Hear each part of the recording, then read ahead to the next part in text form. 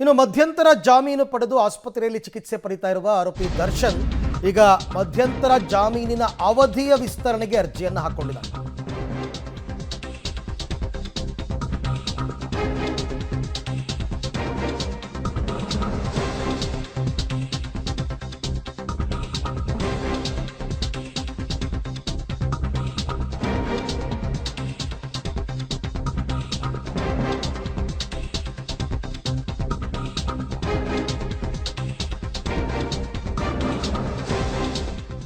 ಈ ಹಿಂದೆ ವೈದ್ಯಕೀಯ ಕಾರಣಕ್ಕಾಗಿ 6 ವಾರಗಳ ಮಧ್ಯಂತರ ಜಾಮೀನನ್ನು ಕೋರ್ಟ್ ಕೊಟ್ಟಿತ್ತು.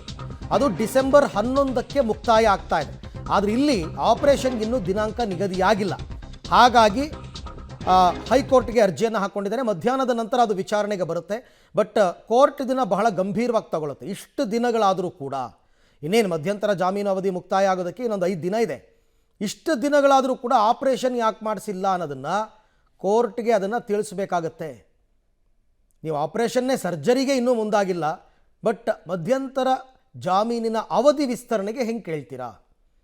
ಈ ಬಗ್ಗೆ ಮತ್ತಷ್ಟು ಮಾಹಿತಿ ನನ್ನ ಕೊಲೀಗ್ ಮುರಳೀಧರ್ ಅವರಿಂದ ಪಡ್ಕೊಳ್ಳೋಣ. ಮುರಳಿ, ಈಗ ಯಾವ ಕಾರಣಕ್ಕೆ ಇನ್ನೂ ಸರ್ಜರಿ ಆಗಿಲ್ಲ ಅಂತಕ್ಕಂಥದ್ದನ್ನು ಕೋರ್ಟ್ಗೆ ಮನನ ಮಾಡಿಕೊಟ್ಟು ಕೋರ್ಟ್ ಅದು ಸರಿ ಅಂತ ಅಂದರೆ ಮಾತ್ರ ಮಧ್ಯಂತರ ಜಾಮೀನು ಅವಧಿ ವಿಸ್ತರಣೆ ಆಗುತ್ತೆ. ಅದರ್ವೈಸ್ ಅವ್ರು ಒಪ್ಪಲ್ಲ ಅಂತ ಮೇಲ್ನೋಟಕ್ಕೆ ಕಂಡು ಬರ್ತಾ ಇದೆ. ಸೊ ಹೇಗಿರ್ಬೋದು ಈ ವಾದ ಪ್ರತಿವಾದಗಳು ಅಂತ? ಅರವಿಂದ್, ಏನಂದ್ರೆ ಪ್ರಮುಖವಾಗಿ 6 ವಾರಗಳ ಕಾಲ ಮಧ್ಯಂತರ ಜಾಮೀನನ್ನ ಪಡ್ಕೊಂಡು ಬಂದಂತ ದರ್ಶನ್ 5 ವಾರ ಕಳೆದ್ರೂ ಕೂಡ ಯಾವುದೇ ರೀತಿಯ ಆಪರೇಷನ್ಗೆ ಒಳಗಾಗಿಲ್ಲ. ಯಾಕೆಂದ್ರೆ ಹೈಕೋರ್ಟ್ಗೆ ಮೊದಲು ಹೇಳಿದಂಥ ಸಂದರ್ಭದಲ್ಲಿ ಅವರಿಗೆ ಪಾರ್ಶ್ವವಾಯು ಆಗುವಂಥ ಸಾಧ್ಯತೆಗಳಿದ್ದಾವೆ. ಜೊತೆಗೆ ಅವರಿಗೆ ಯೂರಿನ್ ಪಾಸ್ ಮಾಡಲಿಕ್ಕೂ ಕೂಡ ಸಾಕಷ್ಟು ಕಷ್ಟ ಆಗ್ತಾ ಇದೆ ಮತ್ತು ಅವರ ಕಾಲು ಸ್ವಾಧೀನದನ್ನ ಕಳ್ಕೊಳ್ತಾ ಇದೆ. ತುರ್ತಾಗಿ ಮತ್ತು ಅಗತ್ಯತೆ ಇರೋ ಹಿನ್ನೆಲೆಯಲ್ಲಿ, ತುರ್ತು ಅಗತ್ಯ ಇರೋ ಹಿನ್ನೆಲೆಯಲ್ಲಿ ಅವರಿಗೆ ಶಸ್ತ್ರಚಿಕಿತ್ಸೆ ಅವಶ್ಯಕತೆ ಇದೆ. ಸರ್ಕಾರಿ ಆಸ್ಪತ್ರೆಯಲ್ಲಿ ಮಾಡಿಸಲ್ಲ, ಜೊತೆಗೆ ಅವರು ಪ್ರೈವೇಟ್ ಹಾಸ್ಪಿಟಲಲ್ಲಿ ಚಿಕಿತ್ಸೆಯನ್ನು ಮಾಡಿಸ್ಕೊಳ್ತಾರೆ. ಶಸ್ತ್ರಚಿಕಿತ್ಸೆ ಅಲ್ಲಿ ಮಾಡಿಸಬೇಕಾಗಿರೋ ಹಿನ್ನೆಲೆಯಲ್ಲಿ ಅವ್ರಿಗೆ ಮಧ್ಯಂತರ ಜಾಮೀನನ್ನು ಮಂಜೂರು ಮಾಡಬೇಕು ಅಂತೇಳಿ ಕೇಳ್ಕೊಂಡಿದ್ರು. ಆ ಹಿನ್ನೆಲೆಯಲ್ಲಿ ಅದನ್ನು ಒಬೆ ಮಾಡಿದಂಥ ಹೈಕೋರ್ಟ್ 6 ವಾರಗಳ ಕಾಲ ಮಧ್ಯಂತರ ಜಾಮೀನನ್ನು ಕೊಟ್ಟಿತ್ತು. ಮಧ್ಯಂತರ ಜಾಮೀನನ್ನು ಕೊಟ್ಟು ಹೊರಗಡೆ ಕಳಿಸ್ಕೊಟ್ರು ಕೂಡ 5 ವಾರ ಮುಕ್ತಾಯ ಆಗಿದೆ. ಇದುವರೆಗೂ ಕೂಡ ಅವರಿಗೆ ಆಪರೇಷನ್ ಆಗಿಲ್ಲ. ಆಪರೇಷನ್ಗೆ ವಿಚಾರಕ್ಕೆ ಮೊದಲ ವಾರದಲ್ಲಿ ಹೇಳಿದ್ರು ಅವರಿಗೆ ಕನ್ಸರ್ವೇಟಿವ್ ಟ್ರೀಟ್ಮೆಂಟ್ ಅನ್ನು ಮಾಡ್ತಾ ಇದೀವಿ, ಆಪರೇಷನ್ಗೆ ಎಲ್ಲ ರೀತಿಯ ಸಿದ್ಧತೆಗಳನ್ನು ಕೂಡ ಮಾಡ್ಕೊಂಡಿದೀವಿ ಅಂತೇಳಿ.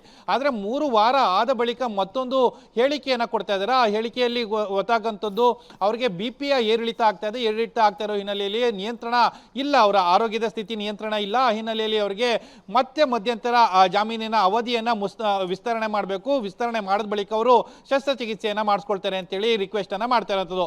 ಆ ಹಿನ್ನೆಲೆಯಲ್ಲಿ ಇದನ್ನ ಇವತ್ತು ಮಧ್ಯಾಹ್ನ 2:30ಕ್ಕೆ ಅಂದ್ರೆ ರೆಗ್ಯುಲರ್ ಬೇಲ್ನ ಅರ್ಜಿ ವಿಚಾರಣೆ ಇದೆ. ಆ ಸಂದರ್ಭದಲ್ಲಿ ಇದನ್ನು ಕೂಡ ಮುನ್ನೆಲೆಗೆ ತರುವಂತ ಸಾಧ್ಯತೆಗಳಿದ್ದಾವೆ. ಆ ಸಂದರ್ಭದಲ್ಲಿ ವಾದ ಪ್ರತಿವಾದವನ್ನು ಆಲಿಸಿ ಹೈಕೋರ್ಟ್ ಯಾವ ರೀತಿಯಲ್ಲಿ ಇದನ್ನ ಪರಿಗಣಿಸುತ್ತೆ, ಜೊತೆಗೆ ರೆಗ್ಯುಲರ್ ಬೇಲ್ಗೆ ಸಂಬಂಧಪಟ್ಟಂತೆ ಯಾವ ರೀತಿಯ ಈ ಅಂಶವನ್ನ ಪರಿಗಣನೆಗೆ ತೆಗೆದುಕೊಳ್ಳುತ್ತೆ ಅನ್ನೋದ್ರ ಬಗ್ಗೆನೂ ಕೂಡ ಕುತೂಹಲ ಇರುವಂತದ್ದು. ಅಂದ್ರೆ ಹೈಕೋರ್ಟ್ ಕಳೆದ ಬಾರಿ ಕೊಟ್ಟಂತ 6 ವಾರಗಳ ಕಾಲ ಅವಕಾಶ ಏನಿತ್ತು ಅದು ಸದುಪಯೋಗ ಆಗಿಲ್ಲ.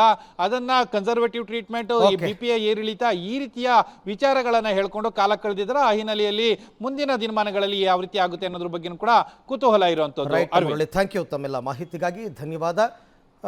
ನೋಡೋಣ ಕೋರ್ಟ್ ಯಾವ ರೀತಿ ಅಭಿಪ್ರಾಯ ಪಡುತ್ತೆ. ಮಧ್ಯಾಹ್ನದ ಮೇಲೆ ವಿಚಾರಣೆಗೆ ಬರುತ್ತೆ.